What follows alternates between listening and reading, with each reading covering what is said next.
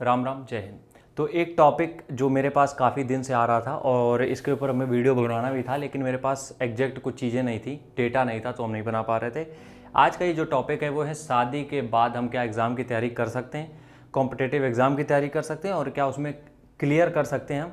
यकीन मानो बिल्कुल कर सकते हो। और हमें लगता है शादी के बाद चीज़ें आसान हो जाती हैं, लेकिन कुछ कुछ चीज़ें हम तुम्हें समझाएंगे, मेरी नहीं हुई है लेकिन तुम्हें हम समझा देंगे कि ये चीज़ें तुम्हारी एग्ज़ाम में बहुत हेल्प करेंगी आफ्टर मैरिज। सबसे पहली चीज़, ये सब हमने लिखा है और ये सब हमने खुद से नहीं लिखा है, ये सब हमने लोगों से पूछ पूछ के, जो ऑलरेडी जॉब कर रहे हैं, जिनकी शादी हो गई थी, जिन्होंने जॉब की। इसमें दो चीज़ें पहले समझा दें।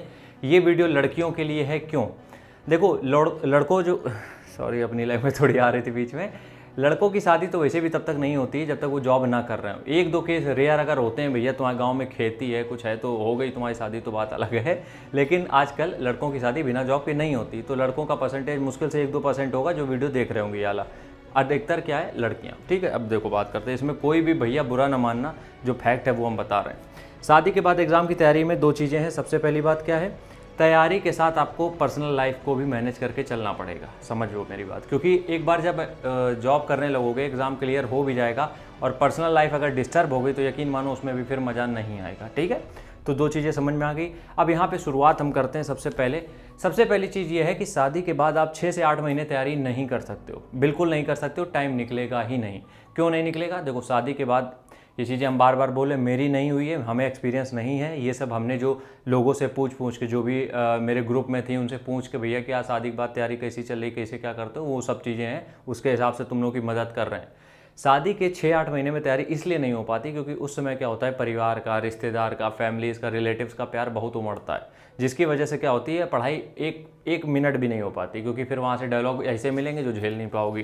खैर, अब इसमें दूसरी बात हम और ऐड करना चाहते हैं कि शादी के बाद अगर आपको एग्ज़ाम की तैयारी करनी है तो अपने आप को बहुत स्ट्रिक्ट आपको करना पड़ेगा। 4 से 5 घंटों के लिए बहुत स्ट्रिक्ट करना पड़ेगा, क्योंकि फैमिलीज़ में इतना प्यार मोहब्बत चारों तरफ उमड़ रही होती है, उसके बीच में पढ़ाई के लिए टाइम निकालना बहुत रेयर होता है, बहुत कम लोग कर पाते हैं। ठीक, 5 चीज़ें बस तुम्हें ध्यान रखनी है। सबसे पहली चीज़ इसमें हमने लिखी है कि करंट अफेयर्स को कोशिश ये करो कि ऑडियो फॉर्म में सुनो। अब देखो होता क्या है, टाइम तुम्हें मैनेज करना पड़ेगा, ठीक है, जिसके लिए कि कुछ चीज़ों को ऑडियो फॉर्म में रखो, जैसे कि करंट अफेयर्स।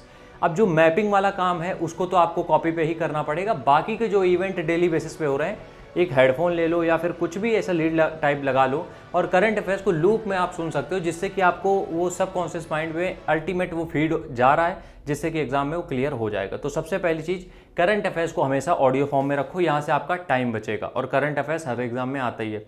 दूसरा क्या लिखा है, अपनी फैमिली के साथ, अपने पार्टनर्स के साथ आपको बॉन्डिंग बहुत सॉलिड बनानी पड़ेगी, खासकर आफ्टर मैरिज। देखो इसमें होता क्या है, फैमिली का सपोर्ट होना बहुत ज़रूरी है। उनके सपोर्ट के बिना आप नहीं कर पाओ, क्योंकि फिर छोटे छोटे काम के लिए बुलाया जाएगा, पढ़ाई डिस्टर्ब होगी। इसलिए हमने इसीलिए कहा 6-8 महीने मत करो तैयारी, उस बीच में थोड़ा सा फैमिली के साथ बॉन्डिंग मजबूत करो।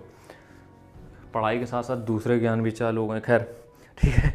और तीसरी चीज़, एक कोई पेड कोर्स ज्वाइन कर लो। अब पेड कोर्स क्या होगा, देखो अगर खुद से तैयारी करने बैठोगे तो सिलेबस ढूंढोगे, तुम प्रीवियस ईयर क्वेश्चन लाओगे, सारी चीज़ें तुम वो करोगे, तो एक दिन का तुम्हें 7 से 8 घंटा चाहिए होगा फिर, ठीक है। लेकिन जब तुम पेड कोर्स ज्वाइन करते हो, वहाँ पे तुम्हें सारी फैसिलिटीज़ वो दे देते हैं। कोर्स भी बहुत ज़्यादा 700-800, बहुत महंगा होगा तो 1200-1500 तक पहुँचेगा, इससे ज़्यादा नहीं। इतने तो शादी में मिल ही गए होंगे।